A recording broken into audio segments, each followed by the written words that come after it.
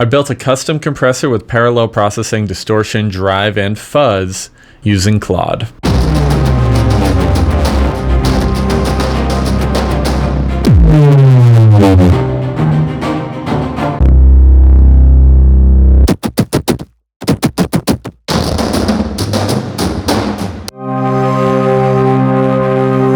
Let's just go ahead and deep dive into this. So what I have here is a project that I actually used the Clodpressor on just a little bit for some synthesizers and for some sound design stuff. So this is a track that I made for a game. So I have a bandpass synth here, and you'll be able to see the Clodpressor first in action here.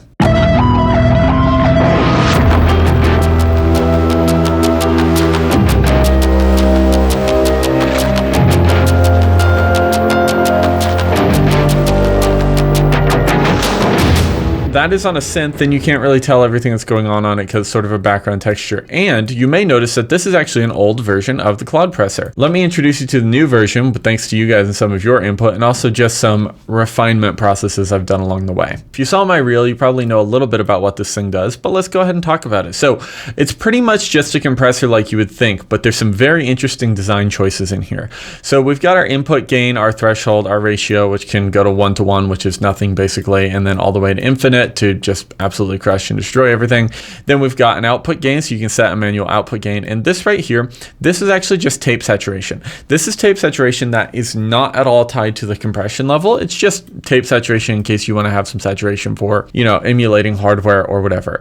But this is where it gets interesting. This is what makes the plugin unique. So down here, we have what I call the aggression effects. So we have overdrive, distortion, and fuzz. These three toggles turn it on and off, and then you've got sliding scales for the amount that you would use in all of these. What is interesting about this and how does it work? So the idea is that many analog pieces of hardware, the compressors like 76s, 2As, stuff like that, all the stuff that we know, that stuff will often saturate as input gain is put into them just because of the way that the analog hardware works. And that's really like one of the features that we know and love about these plugins and about the analog hardware. That's why people try to emulate it. It's like, oh, it's not just compressing, it's saturating a little bit, it's adding a little bit of color, it's doing a lot of cool things. Well, I had the thought, what if we did one that wasn't just saturation, but was instead distortion, overdrive, and fuzz? Because this is a very common thing that I find myself doing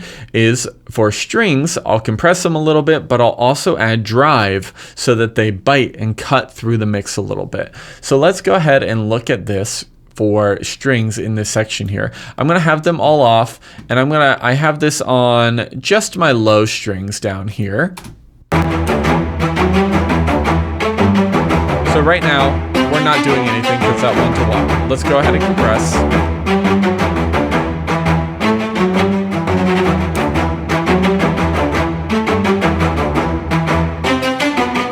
Great, so it's compressing at 2:1. That's a pretty small amount. Let's go ahead and change it to 4:1 and add some overdrive. And you'll see as I slowly add it in how it's hitting and how it's triggering. Take note of this effects level meter right here. That's the amount of effects that are actually going through.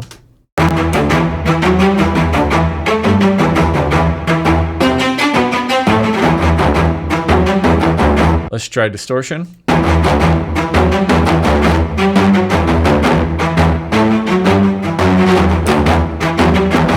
And let's do fuzz.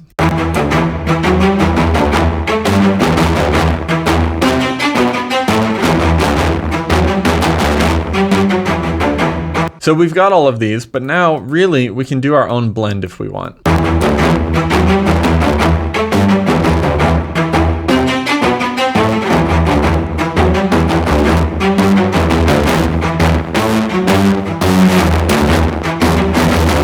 Obviously, it sounds like too much, and there's a lot of weird stuff happening on there if you just like send it through too much.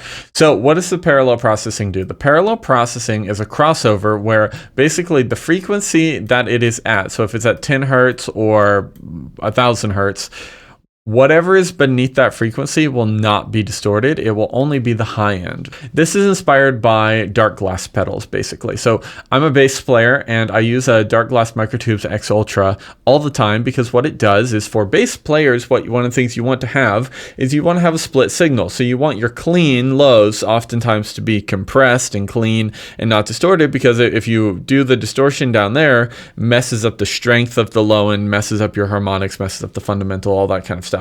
But if you do it on the higher end, it adds that aggression while keeping the low beef. If you've ever been a bass player or something and you distort a signal, including your low end, you'll notice that your low end feels like it's not hitting as much. That's the same philosophy here. So we have this parallel processing here. It makes it so the aggression effects only affect what is above the crossover threshold.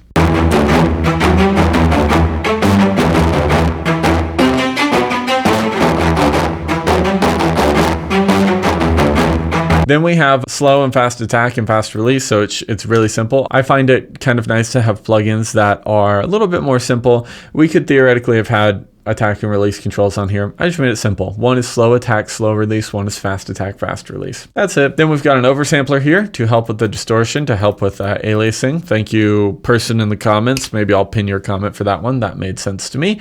So we can just set the oversample rate to something ridiculously high. I'm going to go ahead and mute the other strings so you can hear exactly what's happening here just on these strings.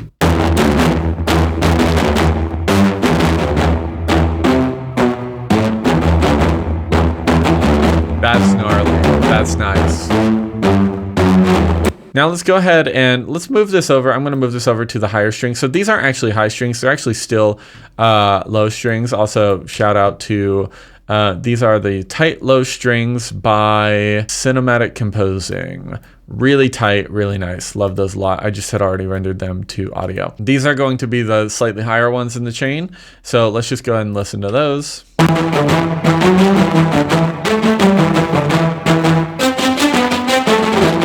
Obviously that sounds like too much, right? That just sounds like we're distorting to a point of it almost sounding bit crushed or whatever. That's not really what we're going for.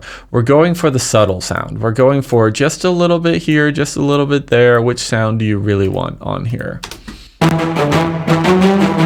Not bad. Now I'm going to show you what I had these strings sounding like before. So I had these strings sounding with, I had some neutron, I think probably, yeah, just cutting some low end and doing some dynamic stuff in the middle. And then I was using Fury before. I love Fury. It's like a super, they call it a distortion modeler or something. I use Fury all the time on strings. And this isn't going to stop me from using Fury on my strings, but it is something nice to have just a compressor and a little bit of that already built in. So I'm just going to listen to this with just Fury on.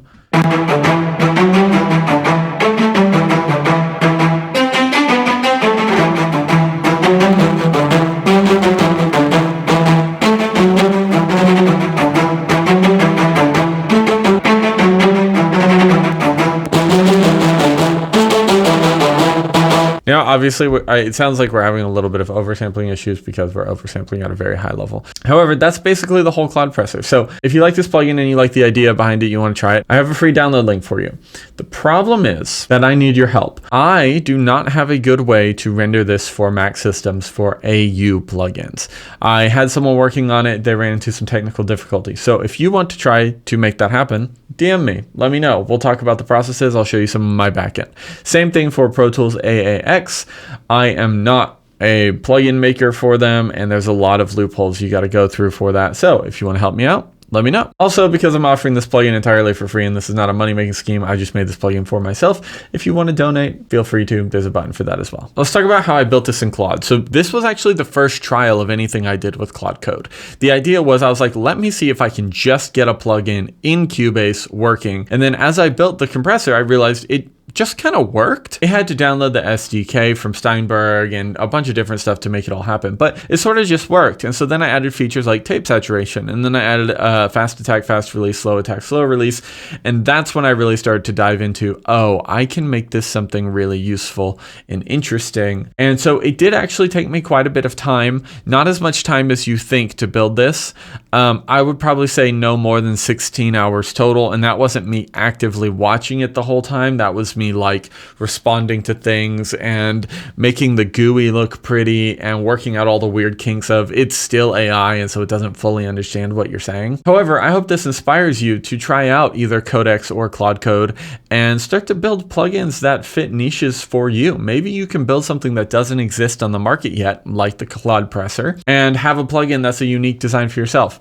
I am currently working on something that is a very, very powerful sound design tool, and this one is taking a lot of hours and a lot of refinement, so much so that I've sort of put pause on it for a minute. But you can do some really powerful stuff that hasn't really existed yet. And if you have the knowledge of audio and audio signal processing, all of that kind of stuff, and you have a Claude Code assistant to help you, you can start to build things that other people may not build. So, hope you enjoyed the video. If you want to download the plugin and test it out, let me know, give me feedback. There's a link down below. Hey guys, while I was editing the video, I kind of realized I wanted to talk about the future of the Clodpressor. So right now it's version 2.3.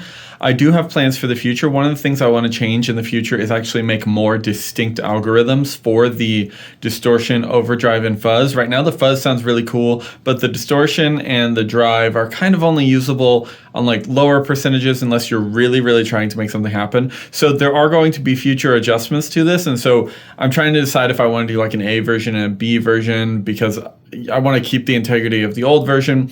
But also right now we're only on VST 3 anyway, so we'll just see how that goes. But yeah, thanks for watching, and please test it out and let me know. Also hit like and subscribe if you're new around here. Really helps out. Appreciate it.